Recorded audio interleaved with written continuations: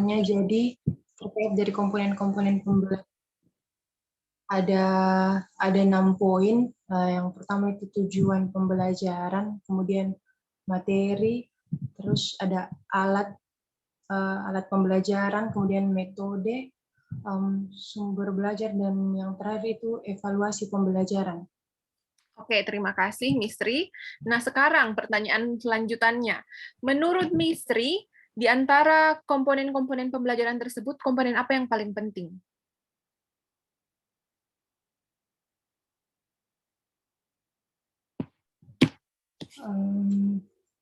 Sebenarnya kalau masalah penting, semuanya penting. Tapi kalau misalnya disuruh pilih, satu dipilih, Mem. Ya, satu.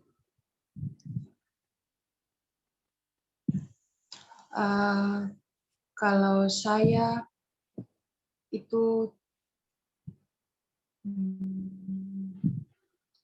kalau saya tujuan sih, Mem, yang paling penting, karena menurut saya itu yang paling pokok, dan dari situ kita bisa, kalau sudah tahu tujuannya, dari situ kita bisa cari lagi komponen-komponen yang lainnya dalam proses pembelajaran.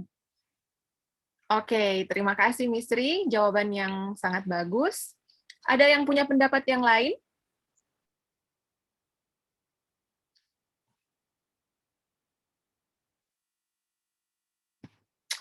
Alright, itu cukup ya dari Mistri tadi, komponen-komponen pembelajaran. Kalau misalnya kita melihat dalam suatu sistem, tentu semua penting. Semua penting karena masing-masing punya kontribusinya sendiri, sehingga mendukung keberhasilan pembelajaran. Nah, kalau kita bisa memilih satu atau harus memilih satu, maka yang esensial adalah tujuan pembelajaran. Karena dari tujuan pembelajaran itu, kita menentukan metode yang sesuai, bisa digunakan untuk memilih evaluasi yang tepat, dan mempertimbangkan strategi pembelajaran yang bisa kita implementasikan, tentu dengan mempertimbangkan karakteristik peserta didik. Oke, nah hari ini kita akan membahas terkait teori-teori pembelajaran atau teori belajar.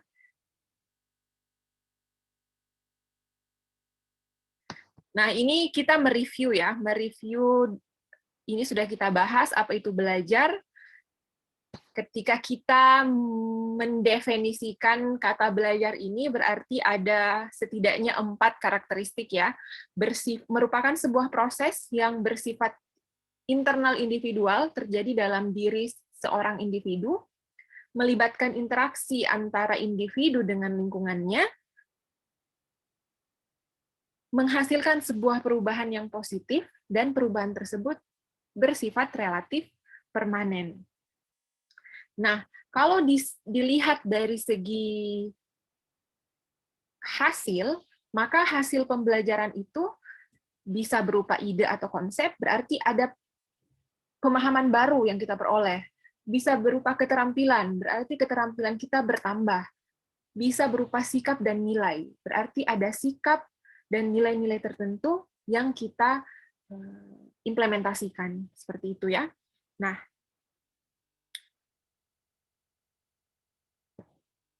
kaitannya dengan teori belajar. Apa itu teori? Sekarang saya kembali mengundang ya semua, silahkan ditulis di chat room. Waktunya 2 menit. Menurut kalian apa itu teori? What is a theory? How you define theory?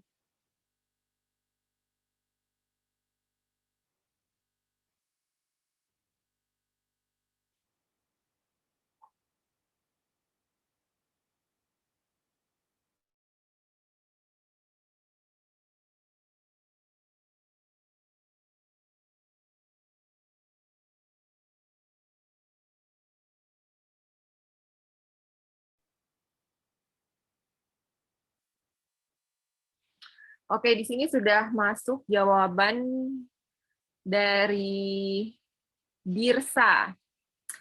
Teori adalah pendapat atau pengetahuan terkait suatu hal ya. Dirsa tulis dari suatu hal, tapi mungkin maksudnya teori adalah pendapat atau pengertian terkait suatu hal. Kemudian ada Pesti juga sama, pendapat. Pesti mengatakan teori adalah pendapat yang menjelaskan tentang hal tertentu. Kemudian Yuli, teori adalah pandangan, cara, atau aturan melakukan satu hal. Jadi beda ya, tadi Dirsa dengan Pesti pendapat. Kalau Yuli ini pandangan, cara, atau aturan melakukan sesuatu. Oke. Kemudian Elva, teori adalah serangkaian definisi yang saling berhubungan atau suatu pengertian dari suatu hal. Oke, jadi kalau Elva ini melihat teori sebagai suatu definisi. Artika, teori adalah proses mengembangkan ide-ide yang membantu kita menjelaskan bagaimana dan mengapa suatu hal terjadi. Oke.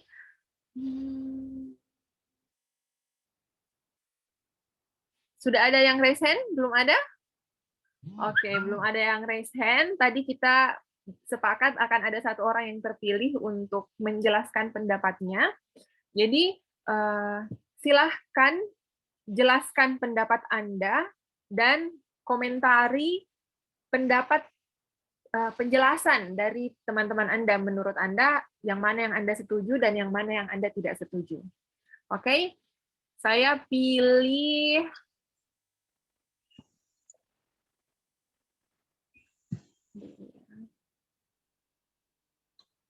Hairunisa Rahman.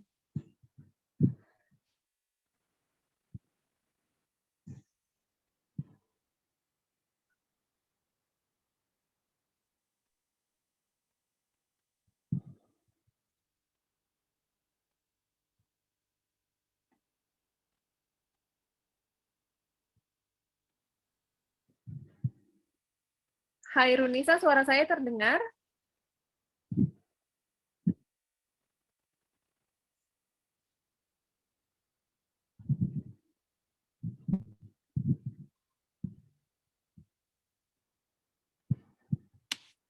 Oke, mungkin Hairunisa baru mempersiapkan. Kita tunggu ya Hairunisa. Sambil menunggu Hairunisa, saya undang Monica Sinai. Assalamualaikum warahmatullahi wabarakatuh. Maaf, Mem, lagi di luar. Oke, Hairunisa silahkan. Oh, oke. Sebelum saya menjelaskan apa itu teori, perkenalkan nama saya Hairunisa Rahman dari Prodi Pendidikan Bahasa Inggris Angkatan 2018 semester 8. Jadi menurut saya, teori adalah analisis hubungan antara fakta yang satu dengan fakta yang lain pada sekumpulan fakta-fakta. Ataupun teori adalah bisa ditarik kesimpulan teori adalah penarikan kesimpulan antara fakta yang satu dengan fakta yang lain.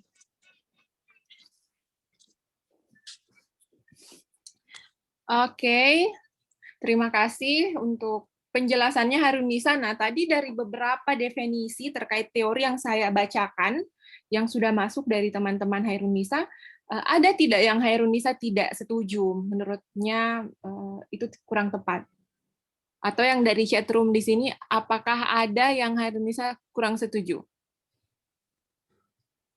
Dari yang saya baca di sini, Mem, setiap pendapat teori ada beberapa pendapat ya, Mem, dari tokoh-tokoh. Jadi saya berpendapat bahwa teori yang teman-teman saya di sini kemukakan adalah benar, Mem.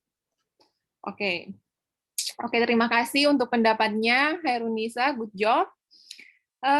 Oke, tadi juga definisi yang dikemukakan oleh Hairunisa ini serupa dengan definisi yang dikemukakan oleh Artika ya, bahwa teori itu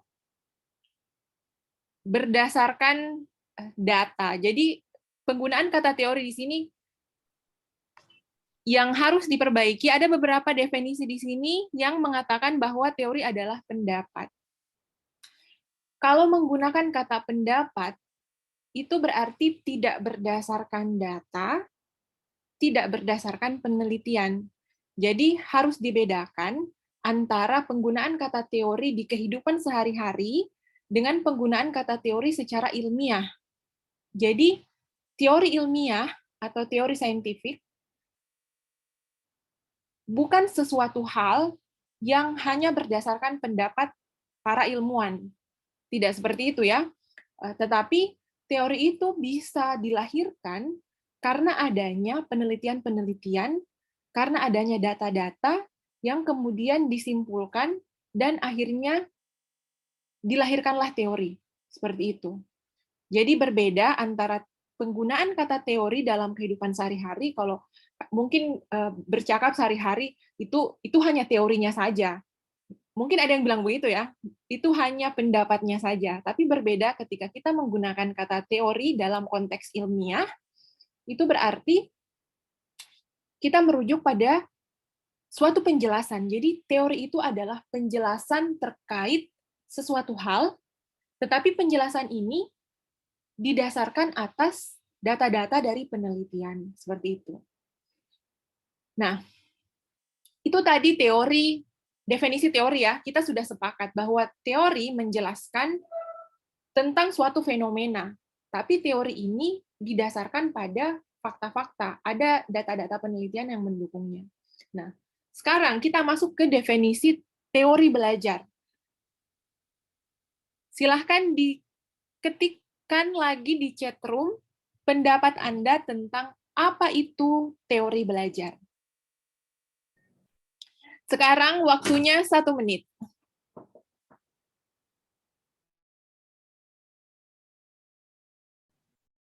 Mem, boleh diulangi, Mem, karena tadi sempat terputus.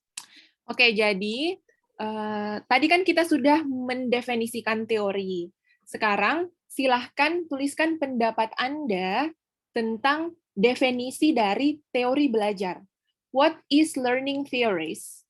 Apa itu teori belajar? Oke, waktunya 1 menit dari sekarang.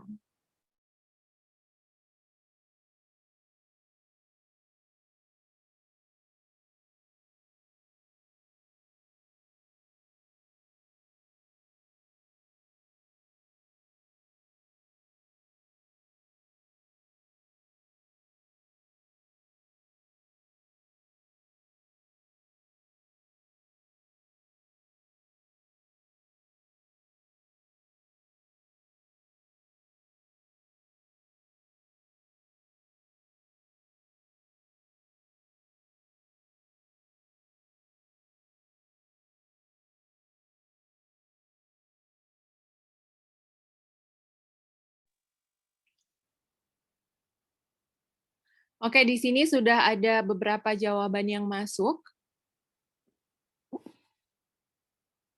Teori belajar adalah tata cara mengaplikasikan kegiatan belajar antara guru dan siswa, itu pendapat Patricia. Kemudian Larastika, teori belajar adalah cara untuk menjelaskan bagaimana siswa menerima dan memproses pengetahuan yang didapatkan selama belajar. Oke, selanjutnya jawaban dari Indriyanti, teori belajar adalah suatu teori yang di dalamnya terdapat tata cara pengaplikasian kegiatan belajar mengajar antara guru dan siswa. Lalu dari Vesti, teori belajar adalah suatu teori yang menjelaskan tentang pengaplikasian pembelajaran. Oke. Waktunya sudah habis, silahkan dikirimkan jawabannya.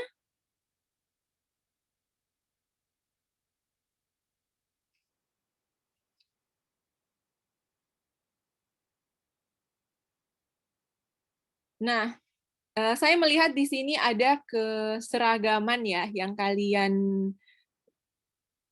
kirimkan melalui chatroom.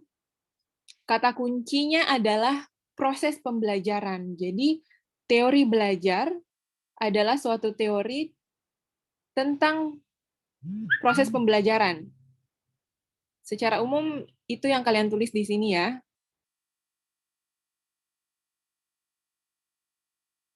Nah, ini ada dari Tri Ayu Utami, teori belajar adalah metode yang menggambarkan bagaimana seseorang melakukan proses pembelajaran. Jadi,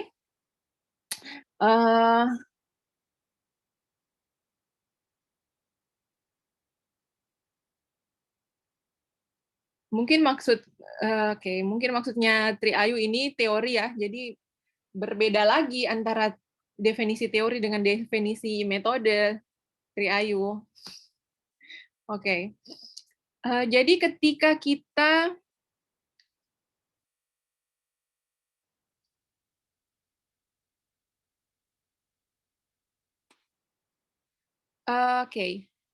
kita lihat dulu ya definisi di sini. Jadi teori menyajikan penjelasan umum terkait hasil observasi yang dilakukan dalam kurun waktu tertentu. Nah, hasil observasi yang dimaksud di sini tentu merupakan suatu proses penelitian yang sistematis ya, sehingga data-datanya itu kemudian diinterpretasikan, lalu kemudian menghasilkan sebuah teori. Nah, teori ini menjelaskan, jadi ada, kalau kita melihat fungsi teori ini bisa digunakan untuk menjelaskan suatu fenomena. Nah, selain menjelaskan suatu fenomena, teori juga bisa kita gunakan untuk memprediksi suatu tingkah laku. Misalnya, ketika A dilakukan, maka B akan terjadi. Berdasarkan teori ini, seperti itu. Nah, sebentar kita akan lihat lebih detail. Sebuah teori dapat dimodifikasi. Kenapa dapat dimodifikasi? Karena teori itu berdasarkan data.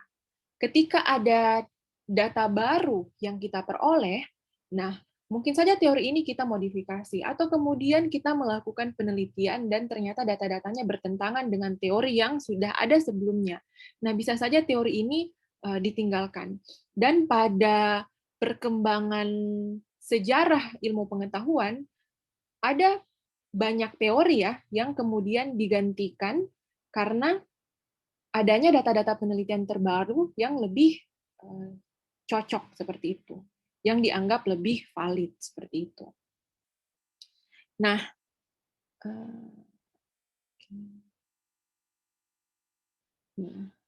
ini secara definisi ya. A theory is a scientifically acceptable set principle offered to explain a phenomena. Jadi, teori itu diterima secara saintifik dan merupakan sekumpulan prinsip aturan-aturan yang digunakan untuk menjelaskan suatu fenomena. Dan teori ini yang menjadi dasar dalam melakukan implementasi. Jadi teori yang mendasari praktik. Seperti itu.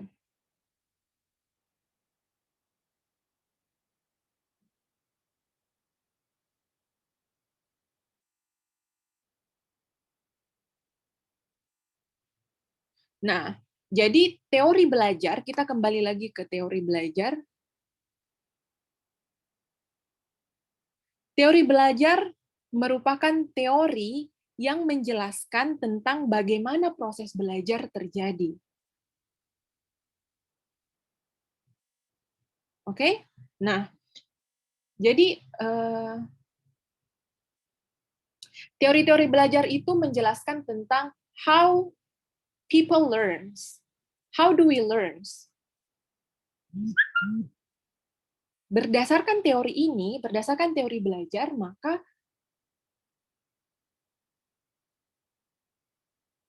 praktek-praktek pembelajaran itu menjadi berbeda-beda tergantung dari teori belajar apa yang diimplementasikan oleh seorang guru. Misalnya, ada beberapa teori belajar, behaviorisme, kognitivisme, kemudian social learning. Nah, itu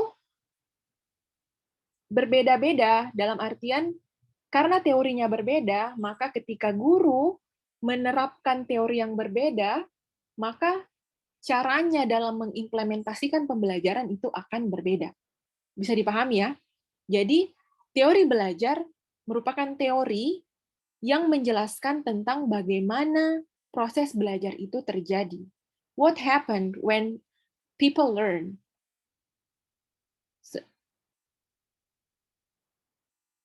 Oke. Jadi ketika kita berusaha untuk menjawab pertanyaan tersebut, bagaimana sebenarnya kita belajar?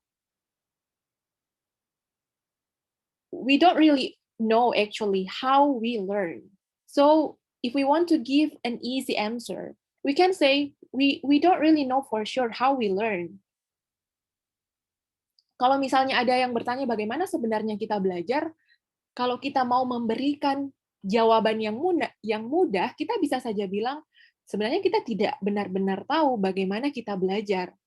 Nah, tetapi kalau misalnya kita mau berusaha melakukan penelitian, kemudian berusaha mengkaji, melakukan observasi, menarik kesimpulan, maka kita bisa menjawab bahwa ada beberapa teori yang menyediakan jawaban terkait bagaimana proses belajar itu terjadi dari beragam perspektif.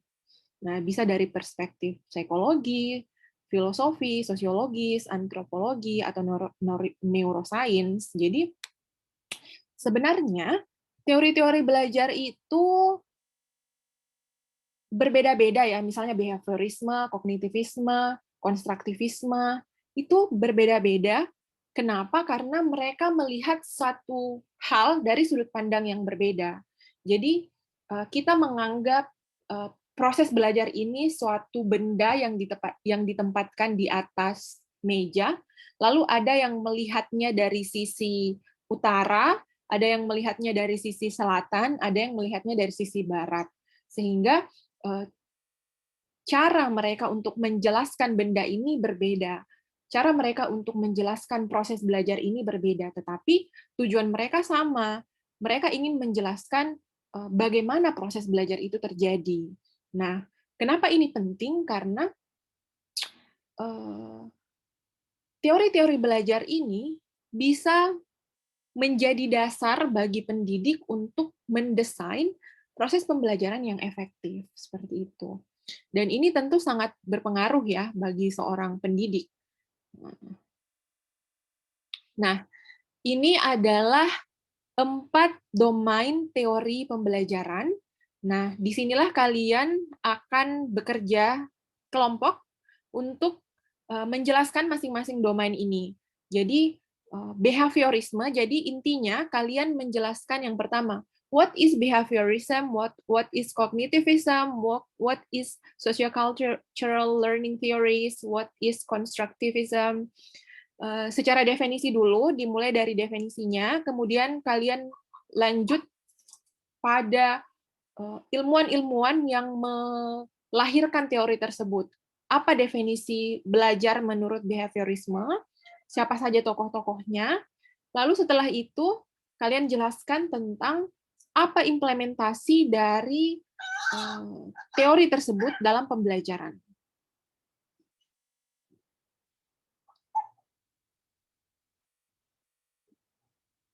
Oke, nah saya akan bagikan bahan bacaannya, bukan bahan bacaannya, sumber literatur yang bisa kalian gunakan untuk mendefinisikan tersebut. Jadi waktu kalian untuk bekerja secara berkelompok ada 60 menit ya. Ada 60 menit. Setelah itu silahkan di-upload di Google Classroom. Nanti saya akan berikan detailnya di Google Classroom. Waktu kita di sini tinggal 4 menit. Kalau misalnya ini tertutup, silahkan login kembali melalui link yang sama ya, karena saya masih mau memberikan beberapa informasi. Jadi untuk tadi pembagian kelompoknya, silahkan dipilih sendiri teman kelompoknya dan dikirim ke Dirsa. Atau boleh langsung dituliskan di Google Classroom nama-nama teman kelompoknya, supaya saya bisa mengidentifikasi siapa yang berteman kelompok dengan siapa. Setelah itu saya akan bagikan kelompok berapa yang dapat behaviorisme, kelompok berapa yang dapat kognitivisme, kelompok berapa yang dapat konstruktivisme, dan sociocultural learning theories.